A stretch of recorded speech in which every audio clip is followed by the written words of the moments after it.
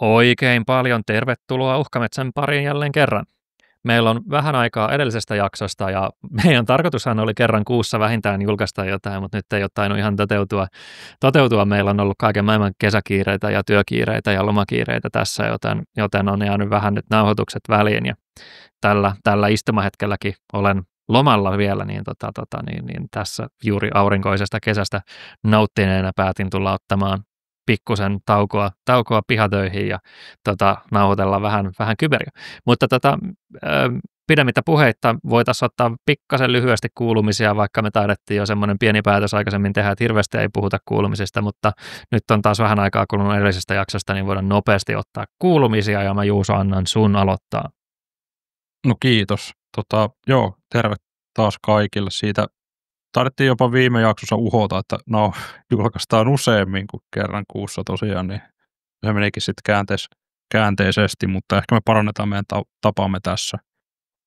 Nopeat kuulumiset. Mä oikein mietin tätä, että mikä on se mun rajattu alue, niin haluan musakornerin pitää tässä. Olin tuskassa, oli äärimmäisen hyvä ja nyt on itsellä niin kuin musiikillisesti kyllä paljon odotettavaa. Lokakuussa on Enter Shikarin keikka, tammikuulla julkaistiin Architectsin keikka ja Lorna Shore tulee uuden levyn kiertueelle helmikuussa, niin nyt on kyllä sitten odotettavaa. Et mukava nähdä, että Suomessakin taas tämä isot bändit tulee keikkailemaan. Joo. Niin siinä oli monta vuotta, kun niitä ei oikein ollut mitään kunnon keikkoja, niin nyt on sitten niinkin paljon, että ei kaikki aski edes mennä. Niin tämmölle musamiehelle kyllä eletään varsinaista kulta-aikaa ja tässä muutenkin musiikillisesti taas on pyrkinyt siihen, että mä en tiedä, onko mä puhunut tätä, mutta mulla on niinku tavoitteena, että mä kuuntelen mahdollisimman paljon uutta musiikkia, niin siihenkin olen nyt kunnostautunut ja se on ehkä itsellä, kun teen forensiikkaa tai incident responsea, niin silloin kuuntelen metallimusiikkia ja raporttia kuunnellessa kuuntelen sitten enemmänkin lo-fi-musiikkia tai transea tai housea. Se on itsellä ehkä semmoinen. House-musiikki on kyllä. Mä sain viimeistään ihan tehdä totaalisen allergian house-musiikkia kohtaan tuossa joitain vuosia takaperin, kun olin käymässä Balilla ja siellä sitten käytiin Gilinsaarilla ja jos joku kuulija niin on käynyt, niin tunnistaa heti, miksi mä sain sieltä house-musiikkiallergiaa, mutta käytännössä siellä jokainen kuppila, se on semmoinen turismiin keskittyvä 3 saaren keskittymä ja upeat maisemat ja näin, vähän liian turismipaikka oli mulle, mutta ei mennä siihen, mutta siellä jokainen kuppila ja niitä kuppiloita riitti tietysti, kun se oli tämmöinen turistisaari rypäs, niin jokainen niistä soitti house-musiikkia 24/7 ja siitä ei päässyt millään karkuun siitä house-musiikista, paitsi tietysti siellä omassa majapaikassa oli ainut keino laittaa omat kaiuttimet päälle ja kuunnella siitä jotain muuta. Ja ei sillä, että mä ennen sitäkään olisi house-musiikin kuluttaja ollut, mutta viimeistään toi aiheuttaa nykyään semmoiset traumaperäiset reaktiot. Joo. Joo, voin kuvitella, että tulee aina Bali sitten mieleen, kun kuulee hausea jostain. Tulisikin vaan Bali mieleen, se on upea paikka, mutta joo, ei. ei. Gilinsaaret tulee mieleen ja se ei ollut ehkä ihan niin oman mieleen se kokemus. Mutta hyvä. Joo, mielenkiintoista. Joo, ei mulla varmaan hirveästi muita, että joo. En anna kuulijoille musasuosituksia, koska kukaan ei tykkää samasta musiikista kuin minä. Kyllä jotkut tykkää, mutta ehkä turvallisempi vaan olla antamaan. Joo. Ei varmaan muuta, kuten olen ollut ihan töissä ja tehnyt tutkintoja ja muita. Että same old. Joo. Siinä nyt ei sinänsä mitään kauhean merkittävää, mutta sähän sanoit, Jouni, että sä oot lomalla. Mitäs kaikkea sä oot ehtinyt jo lomalla sitten tekemään? No siis en ole ihan hirveästi, tai no siis olen tehnyt hirveästi, mutta en ole hirveästi niin kuin suunnitellut etukäteen loppujen lopuksi, että mä oon nyt 1,5 viikkoa suunnilleen tässä nauhoitushetkellä ollut lomalla ja 3,5 viikkoa mun loma nyt kestää tänä vuonna, kun oli jo muutaman päivän toukokuussa etukäteen kesälomaa viettelemässä Italian reissulla silloin, niin nyt sitten paljolti mä oon urheillut paljon, hyvinkin paljon, ja se oli ehkä tavoitekin, että urheilen aika paljon siinä, tai tavoite on väärä sana, mutta ajatuskin ihan vaan, koska mulla on ollut ennen kuin loma alkoi niin tosi pitkää päivää, tosi pitkään töissä, ja mä en ole ehtinyt ihan niin paljon esimerkiksi juoksea tai pyöräilee varsinkaan, kun mä olisin halunnut, ja nyt sitten on se ehtinyt, ja lähes joka päivä tulee jotain juostua tai pyöräiltyä, ja esimerkiksi tänään aloitin päivän juoksemalla lenkin, ja tuossa sitten olin oman pihan aitaa korjaamassa hetken aikaa, sinne vähän yritin betonia laittaa juureen, että aitatolvat pysyisi paikallaan, että on uusimista vaille aita pikkuhiljaa, ei niinkään ulkonäköisen puolesta, mutta kun sitä ei ole valittu betoniin alkujaan, niin se puu alkaa olla aika lahoa, mikä on maahan uitettu, ja se on vähän väärin asennettu tuonne takapihan puolelle, niin pitää sitten jossain välissä uusia, mutta ei vaan raaski. Tai raaskinut tänä vuonna ensin ajattelin, mutta se on yllättävän kallista puuhaa se aidan rakentaminen, vaikka itse rakentaskin, niin materiaali on aika kallista. Mutta liikkunut paljon ja paljon kotitöitä tai pihatöitä ehkä enemmänkin tullut tehtyä ja muuten sitten nauttinut nyt varsinkin viimeiset päivät näistä aurinkoisista keleistä ja ollut omalla terassilla ja meillä on toi poreallas tuossa terassilla tämä tämmöinen ilmatäytteinen Lazy Spa on se merkki, kaikki tietää varmasti kyllä, että siinä sitten lilluskellut myöskin ja näin kesäkuumalla sitten kun on oikeasti kuumaa, niin laittanut itse asiassa viileelle sen veden sen 3 asteeseen ja sitten kun on ulkona kuuma ja menee sinne, niin se on kyllä aika mukava. Kuulostaapa hyvältä. Joo, mutta muuten on itse asiassa, tämä on ehkä mielenkiintoinen jollekulle, mutta tuossa taannoin julkaistiin tämmöinen survival-peli nimeltä Dune Awakening ja se Dune, maailmaan tietysti perustuu ja sitä on tässä nyt pelailu myöskin lomalla aina silloin kun ehtii. Ei ole ihan hirveän montaa tuntia nyt tullut loman aikana, mutta suositus siitä, se on erittäin mukava peli, että alkaa siinäkin pelitunteja 50 kohta vissiin ole yhteensä, että omaan maisemaan sopii hyvin survival-peli, mikä on ehkä vanhoille ihmisille, eli ei ole ihan niin rankaiseva ja inhottava kuin joku Rust-tyyppinen sitten, vaan aika rauhassa saa itsekseen näperrellä ja tehdä juttuja sitten, ja vasta sitten ihan lopussa tulee tätä PvP-meininkiä ja muuta basin raidaamista ja tällaista, ja mä en ole sinne asti edes vielä päässyt. Ja siinäpä varmaan viimeaikaiset ja ehkä tästä niin kuin hyvällä aasinsillalla olin sanomassa jotain, mutta haluankin säästää sen tähän seuraavaan aiheeseen. Eli me ajateltiin nyt puhua tänään vähän tekoälystä. Me ei olla ihan kauheasti siitä aikaisemmin puhuttu. Mä oon ehkä joskus sitä avannutkin tätä, että mä en ole yleensä siellä hypeveturin terävimmässä kärjessä, vaan ehkä jossain siellä keskivaiheella sitä hypeveturia. Ja nyt mä oon itse viimeisen vuoden verran aika paljolti harrastellut erilaisia tekoälyjuttuja ja opetellut ja ihmetellyt sitä maailmaa, niin tänään vähän jutellaan sitten tuosta tekoälystä tuolla Secopsissa sitten ja sen käyttämisestä Security Operationsin puolella ja varmaan aika shokkijohtoisesti näitä keskusteluja sitten tässä käydään ja varmaan vähän DFR ja muuta sivutaan sitten myöskin siinä, mutta ihan ennen kuin me mennään tuohon ja puhutaan vähän skenaarioista ja tai ajatuksista, miten meidän mielestä niin kuin realistisesti nyt tai lähitulevaisuudessa voitaisiin jo hyväksikäyttää tekoälyä ja ehkä myöskin, että mitä kaikkia tekoälyn työkaluja voitaisiin käyttää hyödyksi, niin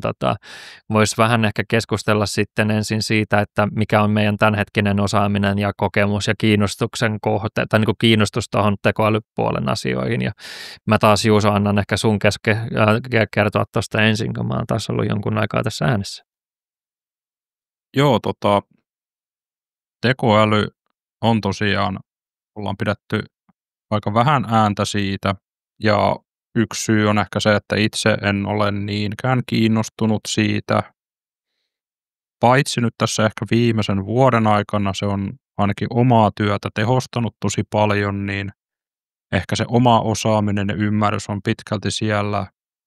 suurissa kielimalleissa, ja tässä sanottakoon, että mä en voi sietää tekoälyn niin kuin tekemää musiikkia. Kuulostaa mun mielestä niin väärältä ja mulla tulee jotenkin muutenkin inhotuksia kaikesta tekoälygrafiikasta ja muusta. Mä en tiedä, mikä siinä on. Ehkä se on tää oma musiikkitausta, että ei voi hyväksyä sitä, että tai mieluummin katson oikeaa taidetta ja muuta, että se on ehkä itsellä semmoinen joku outo päähänpinttymä, että mä en voi sietää sitä. Niin, mutta niin kun, jos otetaan niin kun tämmöiset luovuudet pois ja mietitään substanssia, niin mitä mä haluaisin oppia näkemään ja niin kun mielenkiintoisena projektina haluaisin tuoda tekoälyä ehkä threat huntingiin. Sehän on nimenomaan sitä, etsitään neulaa heinäsuovasta ja siinähän tekoäly on sitten todella hyvä käymään läpi isoja datamassoja melko lyhyessä ajassa, mikä tekee sitä sitten taas nopeampaa. Että semmoista en ole varsinaisesti vielä tehnyt itse, mutta se olisi ehkä semmoinen itselle luontevin lähtö tähän koko aiheeseen, jos mietitään, että tätä omaa käyttöä sieltä ChatGPT:n kanssa juttelusta veisi eteenpäin, niin se olisi varmaan semmoinen yksi hyvä sitten. Ja oikeastaan niin kuin en tiedä siitä käytännön tasolla oikeastaan mitään, että miten se toimii, mutta kuin hyvin pienet perusteelliset halkeet. Vähän, että miten niitä datamalleja koulutetaan tai miten niitä tekoälymalleja koulutetaan datamassoilla ja muuta, mutta siihen se aika lailla jääkin, että en ole ehkä kokenut sitä itse vielä niin oleelliseksi,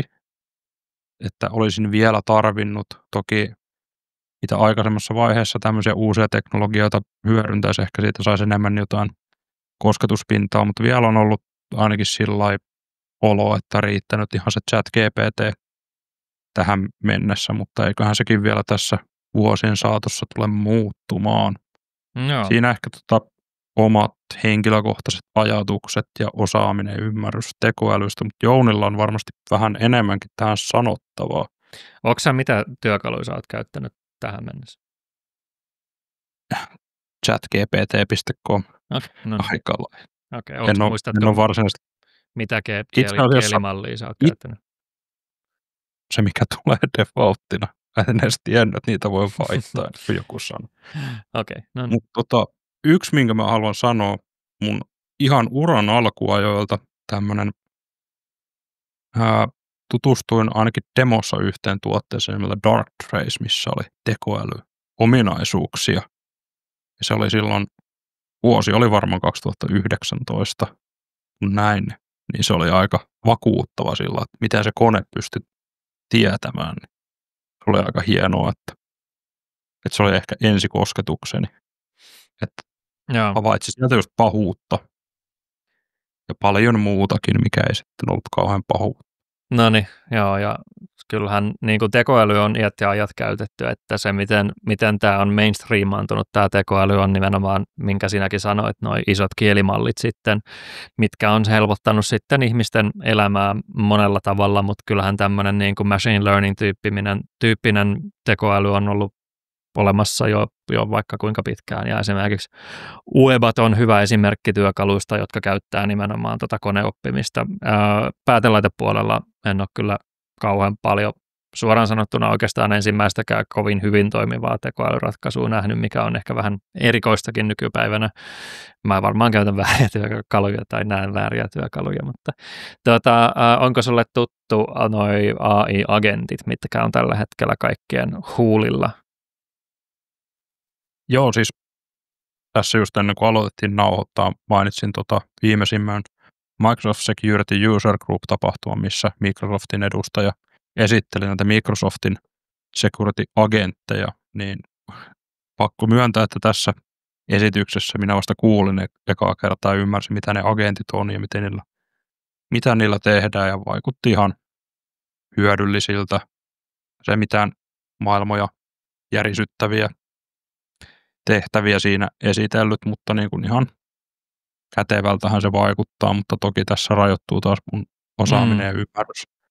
aiheeseen. Niin ja siis toi niin kuin tavallaan toi agentin terminologia tai bottiterminologia on sinänsä vähän haastavaa, koska mä väitän, että aika iso osa noista ei ole mitään agentteja, vaan ne on vaan workflowia, jotka käyttää sitten yhtenä komponenttina noita kielimalleja sitten hyväkseen, että siinä on, no joo, se on ehkä vähän semantiikkaa, mutta joka tapauksessa ne agentit nyt ei aina varsinaisesti mun mielestä ole agentteja, mutta hyvä. All right. Mä voisin vähän avata mun omia ajatuksia. Niin kuin mä sanoin, niin mä oon ehkä vuoden verran ollut kiinnostunut enemmän tai vähemmän näistä tekoälyasioista ja jonkun verran niiden kanssa ollut itse sitten tekemisissä, ja mun kokemus on enemmän nimenomaan myöskin tuolta kielimallien puolelta sitten, mutta mä oon hyvinkin kiinnostunut esimerkiksi rakentamaan sitten deep learning-malleja, jotka sitten pystyy esimerkiksi tekemään jotain anomalia tunnistusta sitten, mutta se menee sitten aika syvälle ja on ihan lasten kengissä edelleen. Mä taisin tästä puhua joskus alkuvuodesta, mutta mulla ei ole ollut aikaa sitä opetella nyt. Pari kirjaa mä luin aiheesta, mutta se on, sanotaan nyt näin, että se on huomattavan paljon monimutkaisempi aihe kuin joku kielimallin kävistely ChatGPT-komissa, niin se vaatii sitten jonkun verran enemmän paneutumista, mutta siis tosiaan kielimallien kanssa mä en käytä juurikaan mitään noita pilvipalveluita tällä hetkellä, vaan mä ajan kaikki kielimallit, mitä mä käytän mun kotikoneilla, koneilla, eli mä oon ostanut sitten muun muassa uusin silloin, taisin puhua tästä jossain välissä, että rakentelin aika tehokkaan kotikoneen sitten nimenomaan sitä ajatusta varten, että pystyn tekemään erilaista AI-työstöä sitten sen koneen kautta, ja yksi, mitä ehkä yleisimmin sillä tällä hetkellä teen, on se, että mä ajan siellä noita erilaisia kielimalleja, ja sieltä nyt on ajanut esimerkiksi Gemma 3.27b ja sitten Gwen 332b ja tällaisia malleja sitten, mitkä nyt maihtuu tuohon saatavilla olevaan GPU-muistiin sitten, tai VRAMiin käytännössä sitten, ja sen kautta testailu erilaisia malleja, miten ne toimii ja kuinka hyviä ja laadukkaita vastauksia ne antaa tiettyihin pulmiin, ja koittanut muun muassa sitten Python koodia vääntää sitten vähän niin kuin tämä vibe-koodaus, mikä on termi, mitä mä inhoon yli kaiken, by the way, niin sitä vähän tässä harrastellut ja todennut, että mä en usko vibe-koodaukseen tällä hetkellä pätkääkään, että olen vahvasti sitä mieltä, että se ei ole oikea käyttö kielimalleille, vaan se enemmänkin aiheuttaa ongelmia ja lisätyötä, kun säästää aikaa, että olen sitä mieltä, että se on hyvä sparraamaan, että mitä kannattaa rakentaa ja ehkä tekemään tietynlaisia pohjia sulle ja ehkä tietynlaisia niin kuin standardeja sinne ja dokumentoimaan sun omaa koodia tällaista, mutta se, että se tekisi kaiken koodin sun puolesta, niin en ole vielä ihan vakuuttunut siitä. Toki tämän kun sanon, niin käytän, niin kuin mä sanoin, niin enemmän niitä lokaaleja kielimalleja, ja nehän on aika pieniä sitten loppujen lopuksi verrattuna noihin voisi melkein sanoa, että ne on enemmän SLM:iä eikä LLM:iä, eli Small Language Model enemmänkin, joskin aika hyvin ne nykyään toimii nekin, mutta joka tapauksessa niin en ole siitä vibe-koodauksesta kauhean vakuuttunut ollut tähän mennessä, että väitän, että se vie enemmän aikaa debugata sitä kakkaa, mitä se tuottaa, kun se, että niin se tekee sen koodin sitten, ja sitten mä myöskin olen vähän sitä mieltä, että jos sä et yhtään ymmärrä sitä koodia, mitä se kirjoittaa, niin se ei välttämättä ole pidemmällä mittakaavalla kauhean hyvä juttu, mutta joo, ei siitä sen enempää. Mielestäni, tai miten mä oon käyttänyt tähän mennessä noita kielimalleja, niin kuin mä sanoin, niin mä käytän niitä sillä sparrauskaverina, jos mä mietin jotain asiaa, esimerkiksi joku pulma tai joku vaikka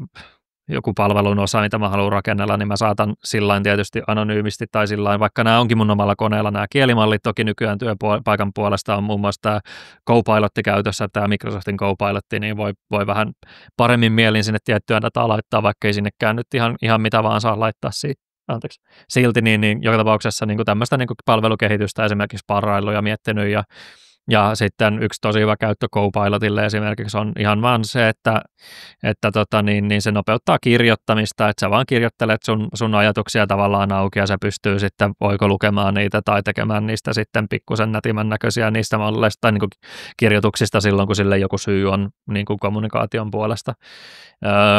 En ole ihan kauheasti se, missä mä näen itse niin kuin tosi paljon mahdollisuuksia. Muun muassa on raporttien kirjoittaminen, mitä kukaan ei hirveästi rakasta tehdä, ja siellä mä väitän, että noissa tällä hetkellä ihan hirveän paljon kielimalleja ei siihen käytetä, ja mä en tässä myöskään sitten tarkoita sitä, että se kielimalli tekee sen raportin kokonaan sulle automaattisesti, vaan enemmänkin sitä, että se pystyy auttamaan taas siinä kieliasussa ja vähän niin kuin antamaan ajatuksia siitä, mitä olet kirjoittamassa ja tällaista, mutta kyllä se ihminen se joutuu silti kirjoittamaan kuitenkin sieltä. Muuten, miten mä oon käyttänyt, niin kotioloissa mä oon muun muassa rakennellut tuommoista Threat Intelligence Flow kautta agenttia, mikä hyödyntää sitten lähinnä RSS-feedien tuottamaa dataa sitten, eli luen tiettyjä RSS-feedejä ja mä sitten luen ne erilaisella scraperilla ne tietyt lähteet, en kaikkia, koska se on julmaa ja tuhmaa tehdä näin, mutta tietyt kiinnostavat uutiset sitten automaattisesti ja ne sitten viedään tuommoiseen RAG-tietokantaan sitten, mistä nuo kielimallit sitten pystyy tehokkaasti lukemaan, niiltä kysellään kysymyksiä ja ne sitten palauttaa sitä tietoa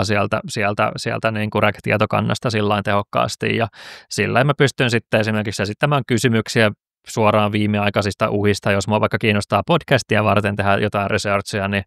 se on siihen ihan mainio apukeino, että sen sijaan, että mä googlaan jotain tuolla, niin mä käytän semmoista lähdettä sitten, ja tämä syy, miksi niin kuin tämä on ehkä vähän luotettavampi kuin se, että se tekee vain ja ainoastaan web-searchia. Mulla on siis myös web-searchi siihen mahdollistettuna, eli se myöskin käy webissä ja tekemässä haun sitten, jos se kokee se niin kuin kielimalli, että se haluaa tehdä web-haun, niin se käy sen web-haulla tekemässä, hakee lisäinformaatiota, tallentaa lisäinformaatiota, tallentaa myöskin sen, jos se hakee informaatiota taaskin sinne RAG-kantaan, että se on myös tulevaisuudessa saatavilla sitten sieltä RAG-tietokannasta, ja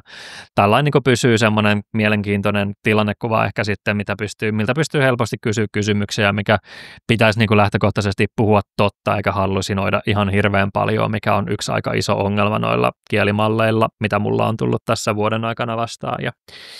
tästä mä oon tykännyt aika paljon ton kanssa. Ei käytännön hyöty on se siellä jossain, mutta tämä enemmän ehkä oma ilo on ollut, että mä oon rakennellut niitä juttuja ja tavallaan niin kuin ymmärtää paremmin, miten nämä hommat toimii. Joo,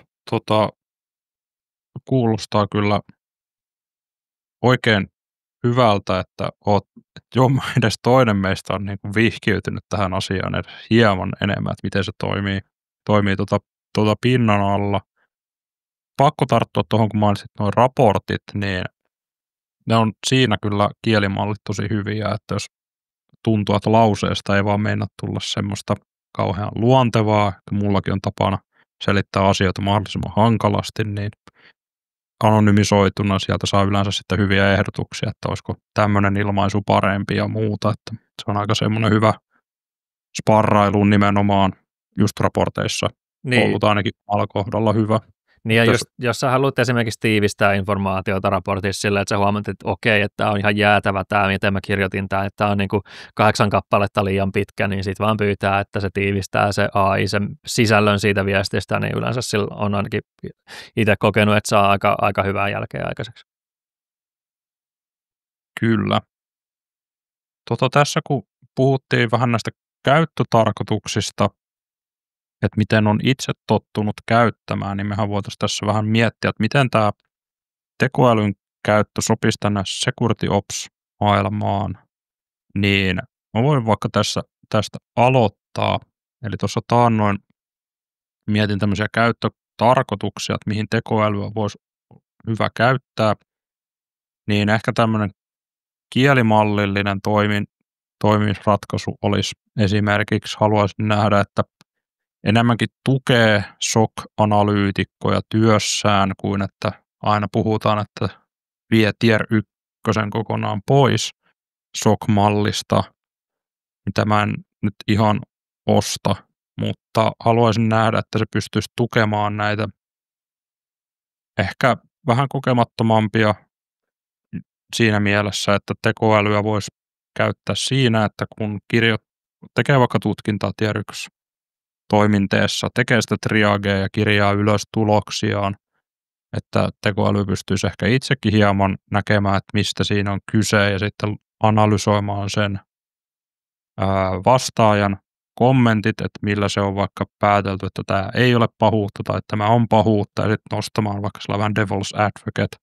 mielessä muutamia kysymyksiä ja vähän haastaa sitä ennen kuin tehdään mitään, että huomasitko nämä asiat ja otitko näitä huomioon ja viimeisen 30 päivän aikana ei esimerkiksi ole noussut muita hälytyksiä tältä laitteelta tai ihan tämmöisiä niin kuin käytännön asioita, että sillä pystyttäisiin vähän niin kuin tukemaan vaikka just semmoista, miettiä omaa uraa, että kun oli aika aloittelija, oli yksin vaikka vuorossa, niin tämmöisestä olisi voinut olla apua, varsinkin tuossa uran alkutaipaleella oleville, että saisi semmoista vähän sparrailua ja haastamista. Ja totta kai myös tukemaan sitä päätöksentekoa sitten, mutta en näkisi, että tekoäly itsessään pystyisi ehkä tekemään niinkin valistuneita analyysejä aivan kaikesta mahdollisesta, mitä tyypillinen SOC näkee, että pystyisi korvaamaan välttämättä mitään, mutta tämä olisi tämmöinen hieno käyttötapaus nähdä, että miten se voisi käytännössä toimia. Joo, toi on tosi hyvä ja ehkä just tähän kun miettii, onko sulle MCP kuinka tuttu? Ei ole tuttu. Eli kyllä puhun Model Context Protocol, se taitaa olla se lyhenne siitä ja kyseessähän on tämmöinen uudehko protokolla sitten, mikä käytännössä mahdollistaa, että nuo kielimallit voi hyödyntää sitten työkaluja itse suoraan, että niissä on niin kuin uudemmissa kielimalleissa sellainen ominaisuus, että niillä voi ohjeistaa sitten siinä API-kutsussa, mikä niille lähetetään, että sulla on tämmöisiä työkaluja käytössä, jotka sitten toimii käytännössä sen MCP-protokollan ylitse, ja se on vaan käytännössä vähän niin kuin APIen korvaaja omalla tavallaan, että se kielimallit pystyy sitten hyödyntämään sen protokollan kautta itse noita juttuja. Ja tarkoituksena lähinnä varmaan helpottaa sitä, että se AI pystyy tekemään itsenäisemmin asioita ja myöskin, että ei tarvitse koodaa ihan niin paljon niitä workflowta sitten, mitkä sitten hyödyntää niitä erilaisia API-kutsuja nimenomaan. Mutta se, miksi mä otin tämän tässä puheeksi, niin erilaisethan noi CM-alustat ja muuthan nykyään tarjoaa MCP-protokollaa. Esimerkiksi Googlen SecOpsiin on rakennettu MCP-tuki. Just tuossa kun mulla on itse asiassa nyt projektina tuossa jossain välissä, kun saan aikaiseksi, niin rakennella OpenSearchia taas jälleen kotilabraa siitä ja vähän leikkiä sen kanssa, mutta se on todennäköisesti sitten tulevaisuudessa. Niin siellä huomasin vaan, että myöskin OpenSearchiin on nyt tulossa, tai se on experimental ominaisuus päällä jo siellä, tai mahdollista laittaa päälle, mikä tukee sitten tiettyjä MCP-toimintaa, tai MCP-työkaluja käytännössä. Esimerkkinä, mikä OpenSearchilla voi tehdä sen MCPn yli, on ajaa hakuja suoraan siihen dataan, mikä siellä on hillottuna. Ja tästä pitkällä aasinsillalla ja selityksellä sitten avauksella siitä, mikä on MCP, niin esimerkiksi tässä sun käyttötapauksessahan se pystyy se kielimalli itse, koska se pystyy tekemään ja näkemään sen datan, hakemaan sitä dataa sieltä siemistä, niin se pystyisi vaikkapa itse tekemään jonkun haun siihen dataan. Joskin tällä hetkellä, jos mä nyt ihan suoraan sanon, niin mä en ole kauhean vakuuttunut siitä, millaisia gueruja noin mitkään kielimallit osaa tehdä, mutta joka tapauksessa ne jotain pystyisi tekemään ja rikastamaan sitä tietoa sitten sinne tiketille ja tekemään esimerkiksi semmoisia johtopäätöksiä, mitä se analyytikko, junior-analyytikko ei ehkä edes osaa ajatella tai tehdä, jos sen pitäisi vaikka tehdä jotain päätelmiä jostain päätelaitedatasta, niin se rikastaminen tuossa mielessä ja sen perusteella niin kuin sen analyytikon avustaminen siihen, että se tekisi fiksuja päätöksiä siinä vaiheessa, niin olisi mun mielestä aika hyvä tuohon lisä niin kuin tavallaan, mitä ajattelit. Joo, toihan kuulostaa tosi hyvältä,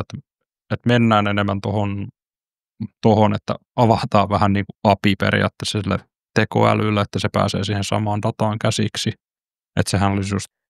tähän käyttötarkoitukseen tosi hyvä ja olisi kyllä itsekin kiinnostava nähdä, että miten se tulee sitten näyttäytymään, että miten tämä niin kuin perinteinen SOC tästä sitten niin kuin kehittyy tämän mahdollisuuksien mukana, kun näitä tulee. No ja siis tässä on, tämä on tosi mielenkiintoinen tällä hetkellä tämä kenttä, koska nämä mallit, tai siis tämä koko ajan, miten tämä kielimallien käyttö on muuttunut ja yleistynyt ja modernisoitunut, niin sehän on ihan huikeata katsottavaa ja miten kovaa nämä menee tällä hetkellä eteenpäin. Just taas julkaistiin jonkun kiinalaisen pienen toimijan toimesta uusi kielimalli, joka ilmeisesti tällä hetkellä pieksee kaikki noi kaupalliset kielimallit ja pystytään periaatteessa ajamaan kotikoneella. Toki se vaatii joku 550 gigaa VRAMia, mikä nyt ei ole ehkä kenelläkään kuluttajalla käytössä, mutta joka tapauksessa, niin kun kyseessä on niin sanotusti... sulla? Ei todellakaan. Kannattaa pitää mielessä, että esimerkiksi mulla on toi 5090 itsellä tässä käytössä, ja siinä on 32 gigaa sitä muistia, että siitä on vielä vähän matkaa sinne 5500, että tarvitaan vähän tämmöistä näytönohjainklusteria ja enemmän noita NVIDIAn nimenomaan noita niin kuin yrityskäyttöön tarkoitettuja isomuistisia näytönohjaimia, jotka maksaa, jos nyt 5090-kään ei ole ihan ilmainen, niin ne vasta maksaakin. Mutta siis tästä niin, kun pelikentästä ehkä just, tämä oli ehkä tarkoituskin, että tämä menee vähän tämmöiseksi tajunnan virraksi tämä jakso, niin enpä itse asiassa pyydäkään anteeksi yhtään mitään. Mutta kuinka tuttu sä oot mä mainitsin ne RAG-tietokannat, niin onko se sulle ihan utopistista, mikä on RAG-tietokanta? Retrieval Augmented Generation tuli Google-tuloksessa. Ei ole siis mulle tuttu ollenkaan. Yes, eli käytännössähän siis se on vain tietokanta. Tämä kuulostaa paljon monimutkaisemmalta kuin se onkaan, sit kun jo alat lukea näitä juttuja, mutta siis se RAG on vain tietokanta käytännössä, mikä säilöö sitä dataa niin kuin tavallaan vektorformaatissa, eli numeraalisina arvoina, mikä on sitten sille tekoälymallille helpompi lukea ja nopeampi lukea sitten sieltä kannasta. Eli käytännössä sä voit tallentaa sinne esimerkiksi dokumentteja, vaikkapa sun koko knowledge basein periaatteessa sinne, ja sitten sen jälkeen sä pystyt kyselemään siltä AIlta kysymyksiä perustuen siihen, mikä on siellä RAG-tietokannassa, joka taas tarkoittaa, että sitä kaikkea tietoa, mitä se käsittelee, ei tarvitse viedä sinne sen tekoälyn omaan muistiin, eli nimenomaan ei tarvita niin paljon sitä VRAMia sitten, sen mallin ajamiseen, vaan sä rikastat sitä sitten sillä RAG-tietokannalla olevalla datalla, ja sitten sen lisäksi se, että se ei hallusinoi, koska siis onko sä tuttu ton hallusinoimisen kanssa? Joo, kyllä olen saanut ihan perus LLM onkin hallusinoimaan. Se ei ole kauhean vaikeaa. Se on välillä tosi, tai siis tämähän on, niin kuin, miksi jotkut on mulle haastanut, että kielimallit on ihan turhia, koska sä et voi luottaa siihen dataan, että sä oot jo asiantuntija siinä niin kuin tavallaan aiheessa, mutta mä en ihan osta tuota mielipidettä, koska se esimerkiksi, mitä aikaisemmin puhuttiin, niin se tekstin tuottaminen, vaikka se tavallaan oot se SM jossain aiheessa, niin se tekstin tuottaminen saattaa välillä olla tosi haastavaa, ja se periaatteessahan on vaan nimenomaan apukeino sulle kirjoittamaan tekstejä, sä oot se SM, sä luet sen tekstin läpi ja verifioit, että joo, tämä on oikein, niin sen takia en ihan osta, koska se, niin kun, se saattaa moninkertaistaa sen niin kun, työn nopeuden, mikä tehokkuuden, että sä käytät sillä mallia tällä tavalla. Mutta joo, niin se hallusinointi on iso ongelma, koska tosiaan mitä sillä nyt tarkoitetaan, jos joku kuulija nyt ei tiedä siitä, niin on se, että ne keksii päästään paljon asioita, noi kielimallit, eli ne väittää sulle totuutena asioita tai faktoina asioita, mitkä ei todellakaan pidä millään tavalla paikkaansa. Ja se on ihan arkipäivää. Ja tämmöinen RAG-tietokanta, mihin sä tallennet tavallaan sen kaiken datan, ja se ammentaa vaan sieltä sitä tietoisuutta sen käyttöön, niin silloin sen hallusinaatioiden pitäisi jossain määrin paljon myöskin vähentyä. Toki onhan se mahdollista syöttää sille kielimallille ihan mitä vaan dataa, mutta sitten sulla taas loppuu se muisti kesken nopeammin kuin tuommoisen RAG-tietokannan kanssa, plus se on ymmärtääkseni aika paljon nopeampi käyttää sitä RAG-tietokantaa sen datan niin kuin tallentamiseen, ja se RAG-tietokanta on siitä mielenkiintoinen, että sieltä siis tavallaan kysytään sen niin kuin ihan kysymyksiä, ihan ihmisen luettavia kysymyksiä, eikä sun tarvitse kirjoittaa mitään SQL-lauseketta siihen, että sä saat sen datan sieltä ulos. Mutta niin tuosta taas pitkällä aasinsillalla ja näin, niin mä oon miettinyt, että miten paljon tätä RAG-kantaa esimerkiksi kannattaisi hyödyntää jossain niin perusseopsissa tai niin siis nimenomaan sen datan säilömisessä sitten. Ja esimerkiksi juurikin OpenSearchihän, niin sä pystyt suoraan tekemään sinne indeksin sitten, mikä on nimenomaan RAG-indeksi tai RAG-tietokanta ja tallentamaan sen sitten sinne sen halutun datan sitten oikeassa tai niin kuin vektoriformaatissa, että se on AIlle tehokas lukea, niin mä oon just tämmöisiä ajatuksia yön pimeinä tai päivän valoisina tunteina miettinyt, että miten paljon tonne kannattaisi esimerkiksi sitä perus CM-dataa tallentaa, onko tässä niin kuin jotain sellaista, missä olisi niin kuin jotain käyttötapauksia sitten esimerkiksi, että tallennetaan sinne kaikki endpoint-data ja sitten se kielimalli pystyy helposti tekemään sieltä tiettyjä niin kuin johtopäätöksiä potentiaalisesti. Että tyyliin menee ehkä vähän tuohon niin kuin pikkasen sinne machine learning tyyppiseen mikä on ehkä itselle tällä hetkellä se kiinnostavin osuus, on se, mitä Juuso itse asiassa sanoi kanssa tuossa aikaisemmin, on se tavallaan se threat hunttaus, tai mä en ehkä niin kuin miellä tätä threat hunttaukseksi, vaan tämmöiseksi ehkä anomalioiden tunnistukseksi ylipäätään sieltä datasta, että jos sä tallennat sitä paljon sitä dataa sinne RAG-tietokantaa ja pyydät, että se AI tavallaan tekee sulle semmoisen tunnistuksen, että havaitset tästä tai tulkitset tästä datasta sitten 5 anomaliaa perustuen johonkin tyyppisesti, niin siinä on yksi mitä mä oon ajatellut. Ja esimerkiksi niin kuin tämmöistä statistista anomalialaskentaahan pystytään tekemään. Edelleen OpenSearchillakin on machine learning oma malli, missä sitten pystytään siellä, mä en nyt tarkalleen muista, tästä on, tai itse asiassa mä en ole kauheasti tutustunut vielä tuohon, se on mulla tällä hetkellä yksi asioita listalla, mitä pitäisi katsoa se machine learning malli siinä ja mitä kaikkea se pystyy tuohon anomalia-tunnistukseen sitten jo itsessäänkin tekemään. Herättääkö tämä pitkä sepustus REC-tietokannasta ajatuksia? Joo, varsinkin, no ehkä mulle oli helpoin tarttua just tuohon, että hallusinaatioiden määrä vähenee, koska siinä on niinku se jo verifioitu data, tai mistä se vastaus sitten tulee, niin se kuulostaa tosi hyvältä. Ja se on aika suuri ongelma mun mielestä, just tämä hallusinaatio, että jos mietitään vaikka sitä uransa alkupuolella olevaa henkilöä, joka sitten kysyy vaikka ChatGPT:ltä tämän sparrailuapua, niin se kynnys kyseenalaistaa sitä on paljon korkeampi ja sitä ei välttämättä ehkä ymmärretä, että tämä ei todellakaan pidä paikkaansa, niin siinä mielessä on jo hieman samaa mieltä, että mitä paremmin tunnet sen aiheen, niin sitä helpompi on huomata näitä mahdollisia virheitä, mitä se LLM saattaa tehdä. Mutta kyllä mä sanoisin, että kaikki tämmöinen, mikä vähentää sitä, on todella, todella tarpeen, koska sitten se käyttöastekin voi siinä sitten vähän nousta, että jos sitä ei uskalleta vaikka ihan kaikkialle jakaa, että tätä voi käyttää vaikka ihan kaikessa työssä, niin kuulostaa ainakin hyvältä. Mitä tässä nyt nopeasti vähän googlettelin tuosta RAG-tietokannasta, että miten se toimii, niin ainakin itsellä olisi tosi hyvä, että pystyisi vaikka just jotain työpaikan knowledge basea tai sisäistä dokumentaatiota kuorryttämään niin kuin tekoälymallin kautta, että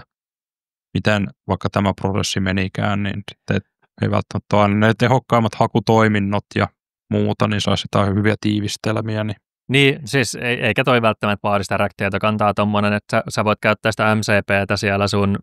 mikä ikinä teillä nyt mahtaa olla Confluence käytössä, josta myöskin löytyy MCP-kyvykkyyksiä, ja se voi niinku tavallaan se sun agentic tai flow, mikä nyt onkaan, niin se voi yhdistää sinne, ja sä voit niinku tavallaan ohjeistaa sitä agenttia, että hei herra agentti 007, sinä saat käyttää vain tätä Confluencessa olevaa dataa sen vastauksen generoimiseen, ja silloin sun ei tarvitse välttämättä tätä RAG-kantaa siihen sotkea millään tavalla, vaan sä pystyt sen sitten kysymään sieltä, ja sen pitäisi itse asiassa aika hyvin tuottaa niitä vastauksia, mutta mä en koe, että on niin kauhean pitkälle hirveän hyvä käyttötapaus, koska mä oletan, että suht lähitulevaisuudessa kaikki nämä niin kuin hakumoottorit näissä erilaisissa työkaluissa tulee mennä jonkin sortin kielimallin taakse, että ne pystyy sitä omaa dataansa sitten käpistelemään ja löytää hirveän paljon helpommin. Ja esimerkkinä, SharePoint on aina hyvä esimerkki hausta, mikä on aivan täysin turha.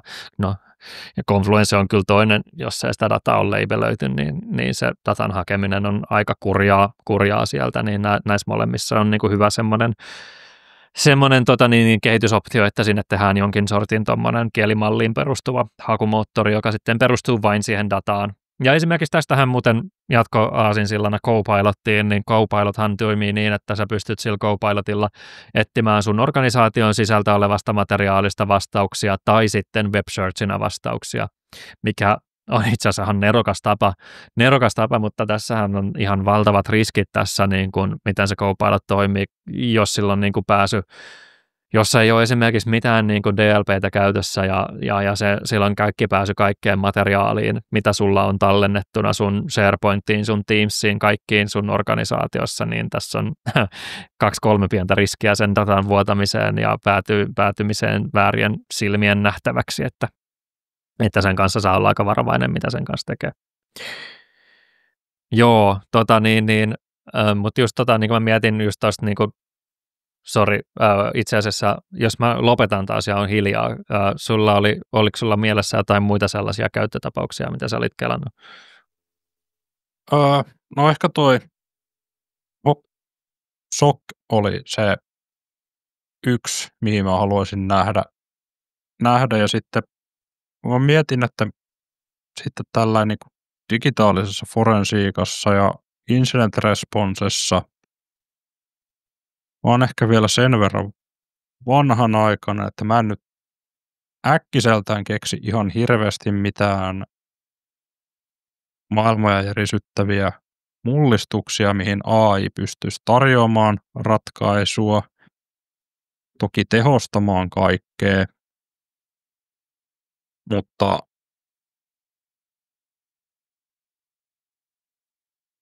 Kyllä mä voin nyt sanoa, että siis esimerkiksi mitä mä oon kelannut siis ton Foren kautta on se, että sä niin kuin koulutat sun kielimallin tunnistamaan sieltä epänormaaleja asioita. Tai toinen vaihtoehto toisinpäin, että sä koulutat sun kielimallin tunnistamaan sieltä normaaleja tai niin kuin tavallaan niin kuin pahuutta suoraan, eikä vain anomalioita. Ja tossa voisi olla esimerkiksi ihan semmoinen hyvä kulma, että sä syötät vaikkapa puhtaita eventlogeja vaikka, ja koulutat sitä niin kuin kielimallia niillä puhtailla eventlogeilla, ja sitten pyydät, että se sen perusteella, mitä se ymmärtää niistä, niin poimii sieltä anomaliat sieltä sun massiivisesta datasta esimerkiksi. Jotain tämän tyyppisiä, missä se kielimalli pystyy niin kuin pinpointtaamaan sulle semmoisia asioita, joita siellä ehkä ei kuuluisi olla, niin siinä on itse asiassa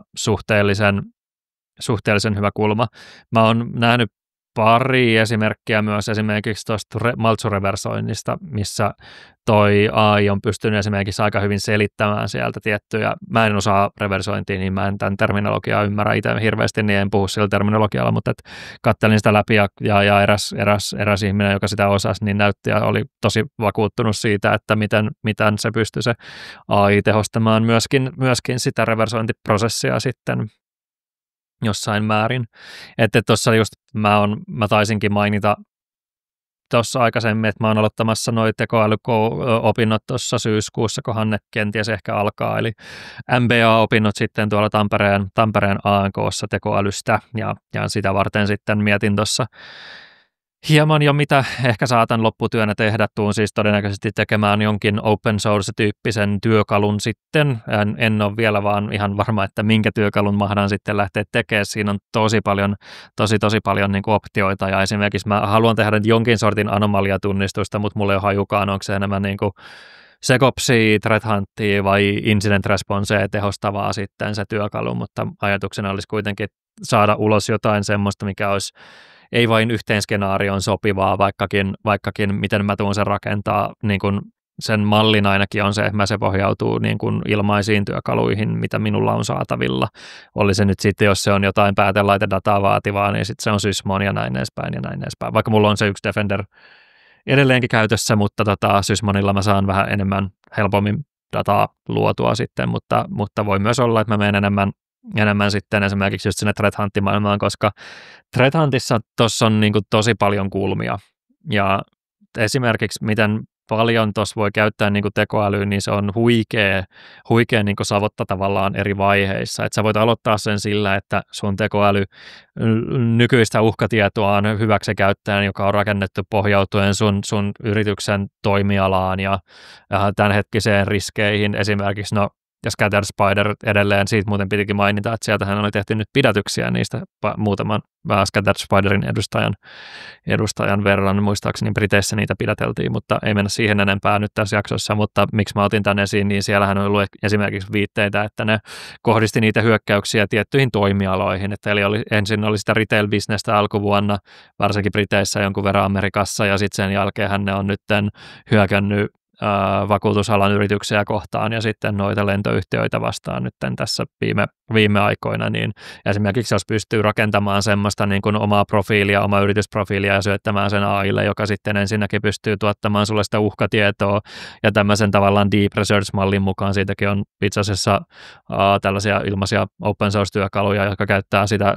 sun tekoälyä siihen, että se tekee aiheesta kuin aiheesta niin kuin semmoisen syväluotaavan tutkinnon sitten internetin mystiseen maailmaan, ja sieltä pystyy rakentamaan sitten niitä uhkakuvia, ja näitä sitten voitaisiin käyttää esimerkiksi siinä threat huntissa sitten niiden hypoteesien luomiseen sitten, Ja sitten esimerkiksi sen seuraavassa vaiheessa sä voit pyytää tai siis käyttää sitä välineenä siihen, että sä teet niitä varsinaisia queryjä sitten, mitkä tuottaa sulle sitten niitä tuloksia, ja sitten itse asiassa tässä on se ehkä se mun mielestä siistein pihvi on tässä se, että sä voit joko kouluttaa taaskin omaa mallia, mikä vaatii valitettavasti aika paljon tehoa sitten enemmän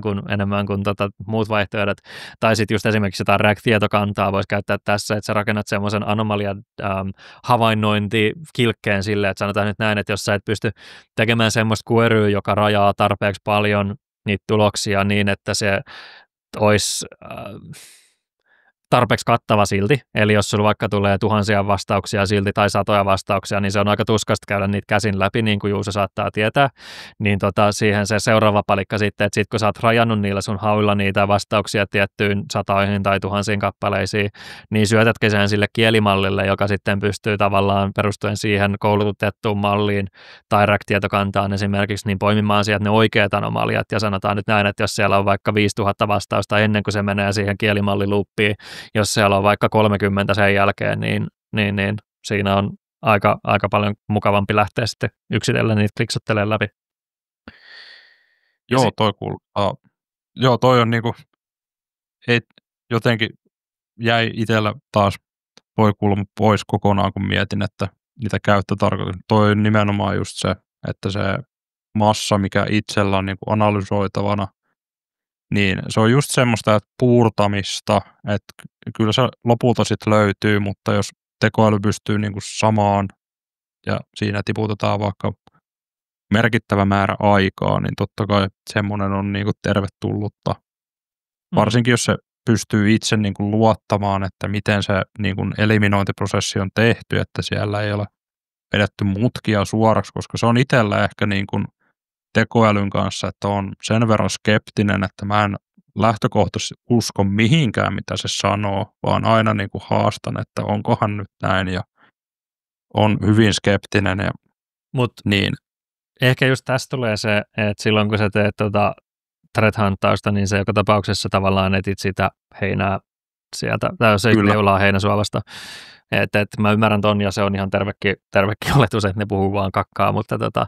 kuitenkin niin se vähän riippuu tilanteesta ja siitä, että mitä sä niinku tavallaan oletusarvot niinku kuntoon. Ja mä annoin se esimerkiksi siitä, että miten sä voisit tuossa IR-työssä tehdä sitä samantyyppistä anomalia-detektointia, eli se pystyy poimimaan sieltä sun datamassasta semmoisia kohtia, mitkä näyttää hassulta, mitkä ei ehkä kuuluisi olla siellä. Niin sähän pystyt niinku sen jälkeen, tää on vähän niin kuin jos sä niinku työkalut niinku Hayabusa tai Chainsaw, jotka etsii niinku tiettyjen sääntöjen perusteella anomalioita sieltä datasta ja nostaa hälytyksiä sieltä datasta, mutta tämä mun ajatus on siinä, että sä et tarvi sääntöjä siihen, vaan se pystyy niin kuin laskeskelemaan itse sen, tekemään sen anomaliatunnistuksen, että okei, että tässä näkyy nyt 10 000 kertaa tätä, niin tämä ei varmaan ole mitään, mutta sitten yhtäkkiä täällä on tämä yksi, joka on täysin erilainen, tai nämä kaksi, jotka on täysin erilaisia kaikesta muusta, ja nostamaan niistä sille analyytikolle, että hei, ootko sä muuten huomannut, että täällä on tällaiset. Ja se, että se tekee sen ilman mitään massiivisia tiedätkö, sääntökehityksiä, että sä teet jotain mitä liian Sigma ja Jara-sääntöjä taas lisää tietyistä aiheesta, niin onhan se niin kuin ajatuksena aika mielenkiintoinen, että kuinka,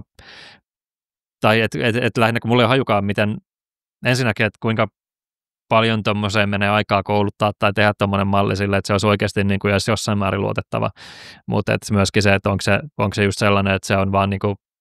jatkuvasti pitää kouluttaa lisää ja lisää ja lisää, milloin se niin kuin menee enemmän siihen, että jonkun pitää tuotteistaa se ja myydä sitä ratkaisua sillä, että ne itse pitää yllä sitä niin kuin mallia siellä taustalla ja kouluttaja tekee tämän osan siitä työstä.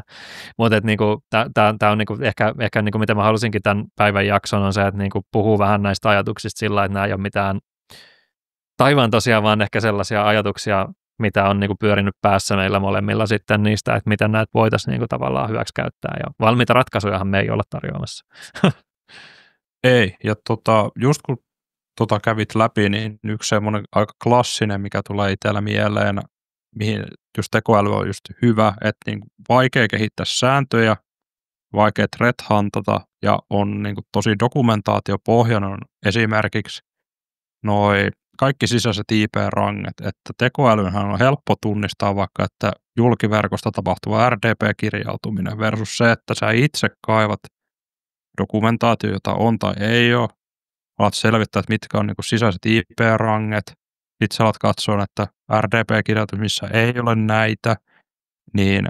just tommoset niin kuin nopeuttaisi sitä IR, koska esimerkiksi mä en usko, että tai eihän ole mahdollista, että Sigma-sääntökään,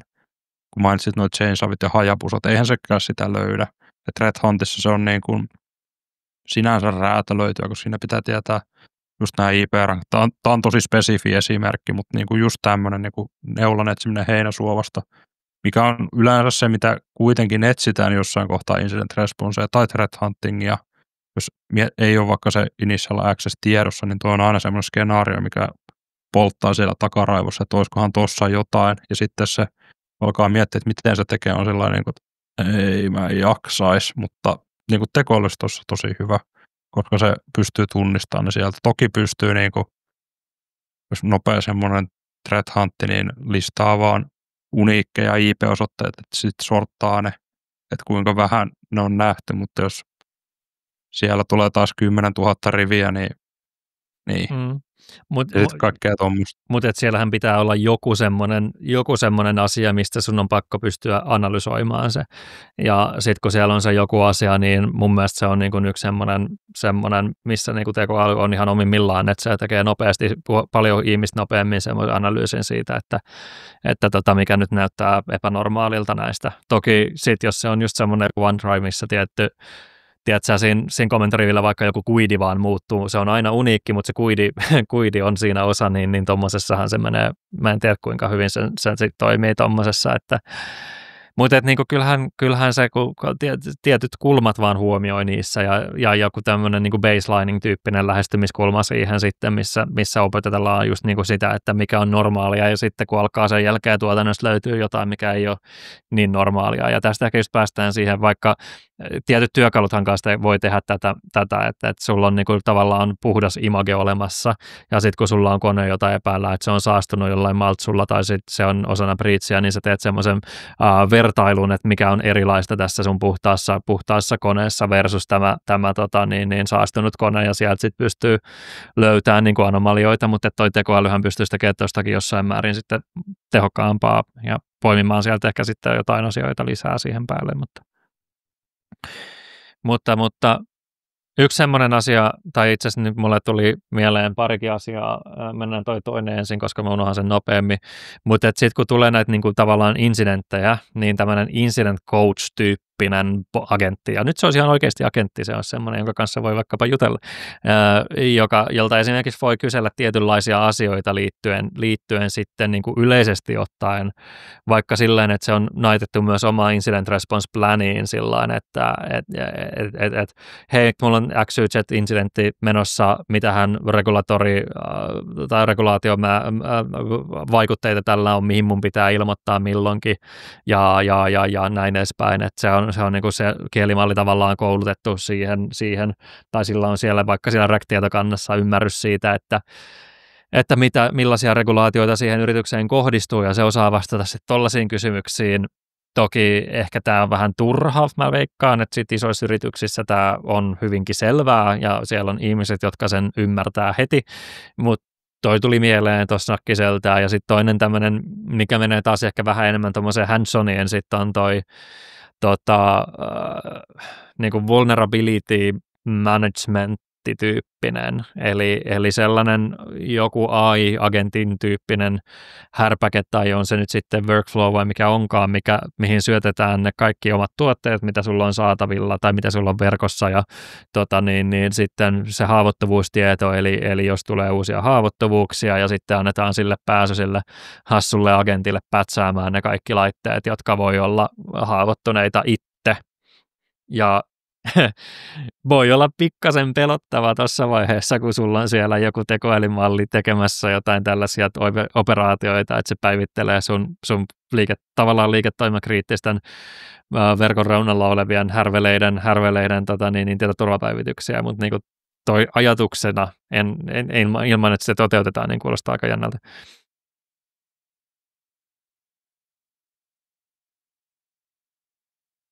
Mitähän? Kaiken maailman. Joo, toi incident management agentti oli kyllä sen kuuloinen idea, että voisin kyllä koe ponnistaa, että Mä oon aika varma, mitä että semmoinen on olemassa jo, en tiedä, mutta veikkaisin, että joku on semmoisen kyllä rakentanut, kun noita alkaa olemaan niin paljon. Mutta siis joo, siinähän on ollut jo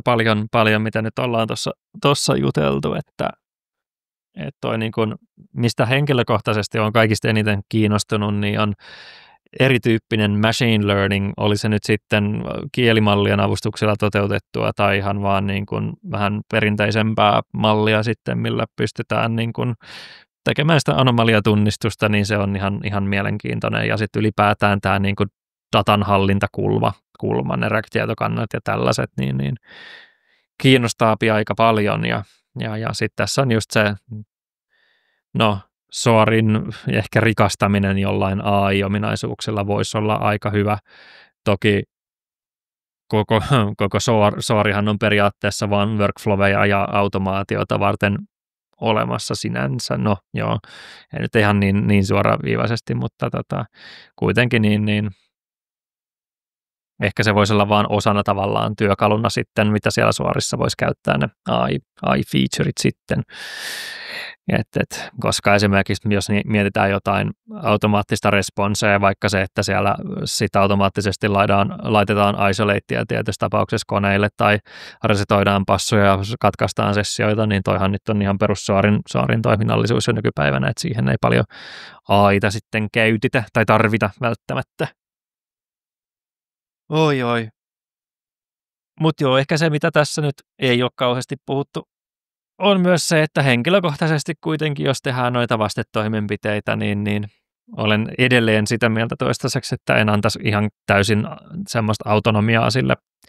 robottiruttuselle siellä tehdä niitä päätöksiä, vaan enemmänkin sitten ehkä se ihminen vielä tässä vaiheessa joutuu tekemään siellä sen viimeisen päätöksen, että onko tässä nyt mitään järkeä. Riippuen tilanteesta sitten, ja taas päästään siihen, että SOARihan pystyy jo tekemään sitten automaattisesti tai sitten odottamaan, että se analyytikko hyväksyy tämän toimenpiteen tai näin. Että. Joo. Kyllä. Siinä varmaan oli jo jonkun verran asioita mitä tuli mieleen, että on varmaan paljon muutakin, mitä ei puhuttu. Mä ajattelin, että voisi ehkä tähän loppuun antaa tämmöiset. Mulla tuli tämmöinen 5 käyttökohdetta, missä mä käytän tekoälyä tai mitkä on kokenut hyödyllisemmiksi, niin mä voin vaikka luetella tästä satunnaisessa järjestyksessä.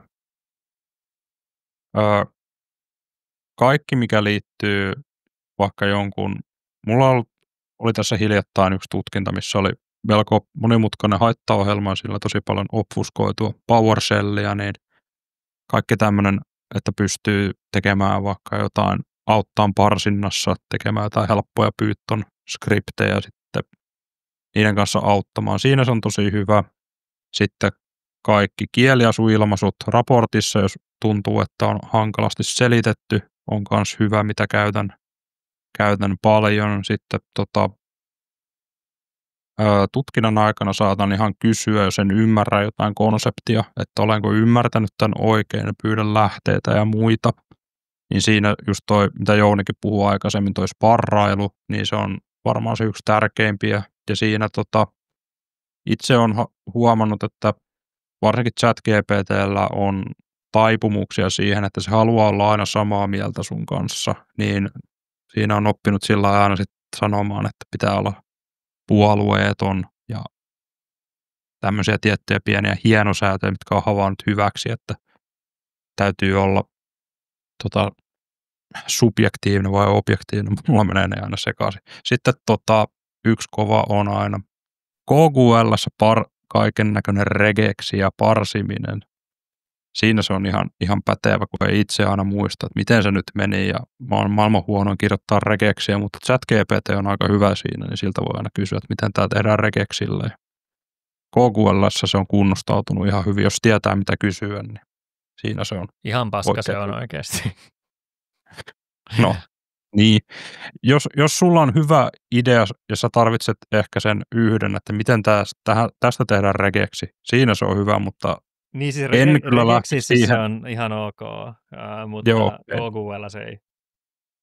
joo, en lähtisi siltä pyytämään, että teepä mulle kuoru, joka tekee tätä ja tätä. Se ei varmasti tule toimimaan. Olikohan siinä nyt mulla jo 5? En tiedä, en laskenut. Päästään siihen vibe-koodaukseen melkein ton kanssa ja voidaan siitä sitten. No, mä jo kerroin mielipiteen.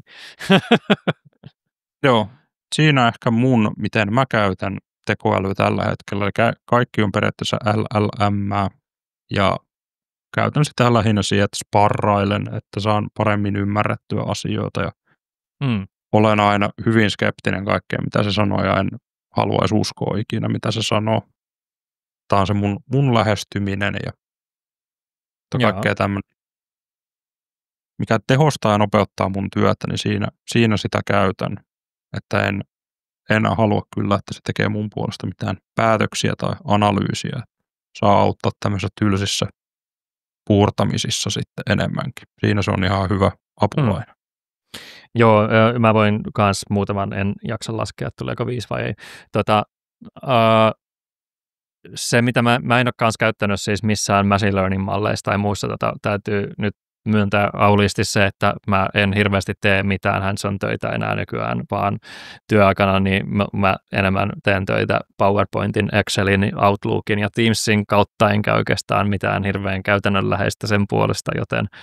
tai niin kuin en niin kuin ole kädet savessa, ehkä se on parempi. Käytännönläheistä toki on PowerPointinkin vääntäminen, ei siinä mitään, mutta missä mä oon käyttänyt ehkä, tai siis missä mä oon käyttänyt paljonkin, on semmoinen niin kuin, tutkinta, tai siis niin kuin, jos mun tarvii hakea tietoa ja ymmärtää tietoa paremmin jostain aiheesta, mikä on julkisesti saatavilla, niin se, että mä käytän sitä kielimallia hakemaan ja tekemään analyysin ja etsimään mulle sitä tietoa ja luen sen vaan, mitä se tekee, niin ehdottomasti ehkä eniten käytän tätä, mikä tekee niin kuin käytännössä web-haut mun puolesta. Ei mitään sen maagisempaa. Debuggaus, jos mulla on jotain henkilökohtaisia projekteja esimerkiksi, mitä teen edelleen aika paljon, ja niin käytän siihen, nämäkään ei ole muuten sitten missään järjestyksessä, by the way, mutta että niin kuin, jos mulla tulee joku virhe, vaikka saatan kysyä LLMltä, että mistä tämä sun mielestä voisi johtua. Kaiken maailman semmoinen brainstormaustyyppinen, tämä voi liittyä niin kuin työhön, tai sitten se voi liittyä mun omiin projekteihin, mutta semmoista esimerkiksi mä taisin mainita jotain palvelusuunnitelmaa, kun teen, niin esimerkiksi sieltä voisi parrailla vähän ajatuksia, että saatan kirjoittaa vaikkapa, että mun ajatus on tämmöinen, että niin kuin tavallaan tämmöistä mä haluaisin tehdä, tässä on tämmöisiä alustavia ajatuksia, mitä mulla on ollut, että onko jotain muuta, mitä sun mielestä kannattaisi tähän lisätä, tai tämän tyyppisiä juttuja mä paljon LLM:n kanssa työstelen, ja sitä kieliasun korjausta toki teen kanssa myöskin, mitä mainitsin aikaisemmin paljolti. Ja sitten joskus saatan tehdä tämmöistä niin kuin tavallaan koodipohjaa esimerkiksi, jonka sitten korjaan tai oikeastaan lisään siihen paljon sitten omia juttuja, niin saatan käyttää, jos on tehnyt jotain koodia, niin koodin kommentointia esimerkiksi myöskin. Ja sitten ihan sellaista, että jos mun tarvii vaikkapa tehdä joku uusi kontti, vaikka, tai siis niin kuin saada joku kontti tietyillä attribuutioilla, mutta mä en jaksa itse miettiä, miten se tehdään ja miten ne asetetaan, niin saatan pyytää, että heitäpä mulle rimpsu, millä mä saan ton käyntiin niin kuin näillä parametreilla, ja se yleensä sen aika hyvin taitaa. Tosin viimeksi eilen tässä oli, kun VLLM-konttia käynnistelin, niin eipä se nyt sitä saanut suoraan toimia, vaan piti itse korjata ne mokat, niin siinä se ajan säästö sitten menikin, mutta siinä oli aika paljon, mihin mä oon sitä käyttänyt sitten, ja sitten välillä ihan niin kuin semmoista perusparrausta, jos mä esimerkiksi niin kuin, no ehkä se menee jo tuohon, mitä mä sanoin, mutta että jos mä niin kuin haluan sparrata jostain asiasta, vaikka XYZ, että niin kuin vähän niin kuin lisää omien ajatusten päälle tai uusia ajatuksia, mitä mä en itse ole osannut ehkä ajatella, niin siinä mun mielestä toi on ollut aivan uskomattoman hyvä sitten toi LLM. Eiköhän siinä nyt ollut sitten jo aika paljon juttuja. Ehkä vielä semmoinen, että joskus saattanut esimerkiksi kysellä siltä AIlta, joka osaa niitä web-hakuja tehdä, niin ravintolasuosituksia jotain tällaista tylsää, mutta se on niin pieni osa-alue, en tiedä, eikä se ole kauhean käytännöllinenkään tähän mennessä ollut. Mutta esimerkiksi just tuossa rakentelin sitä mun TI-putkea, missä sitten haluan se TI-tietoa sen AI:n käsittelyyn, niin siis sitten keskustelin tämän AI:n kanssa siitä, että miten se ensinnäkin kannattaisi tehdä, millaisia ajatuksia sillä AI:lla oli sitten sen rakentamiseen ja millaisia työkaluja sen AI:n mielestä pitäisi sitten käyttää ja näin edespäin ja näin edespäin.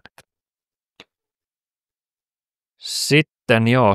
siinäpäs varmaan suurimmalta osalti toi. Ja että ehkä niin kuin mä totesin, niin mä ajelen noita kielimalleja niin paikallisesti ja mulla on parissa eri koneessa on näytönohjaimet, toinen on vähän vanha ja raihnainen. No itse asiassa on kaksi näytönohjainta, mutta mä oon käyttänyt siis niinku työkaluina viimeisin löydössä oli tämmöinen kuin GPU Stack-niminen työkalu, jossa siis käytännössä on semmoinen palvelin-agenttikonsepti, että sä pystyt silleen palvelimen